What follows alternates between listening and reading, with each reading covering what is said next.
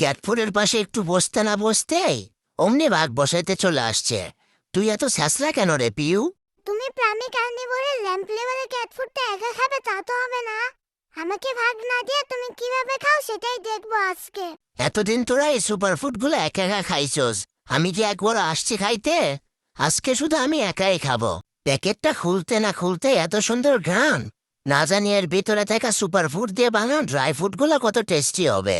বাবা জলদি খোলো না, নয়তো আবার পিউ আর অ্যালেক্স এসে ভাগ বসাবে। ডাক্তার আঙ্কেল বলছে ডায়েট করতে, এজন্য মজার মজার খাবার সব আমাকে রেখে পিউ আর অ্যালেক্সকে খাওয়াই দেয়। সব জায়গায় শুধু অপেক্ষা আর অপেক্ষা। একটু তাড়াতাড়ি দেওয়া যায় না? কখন না জানি দুই দুষ্টু এসে আমার খাবারে ভাগ বসানো শুরু করে দেয়। এত অপেক্ষা আর ভাল লাগে না। এত স্বাদ কেড়ে।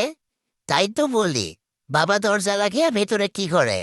এখন বুঝলাম, আদরের মেয়েকে খাওয়ায় মজার মজার সুপারফুড, আর আমাকে খাওয়ায় শুধু মাছ। এই বাসায় আর থাকা যাবে না। আজকে এই প্রাণী কার্নিভোরের যতগুলো ক্যাটফুড আছে সবগুলো নিয়ে বাসা থেকে বের হয়ে চলে যাব।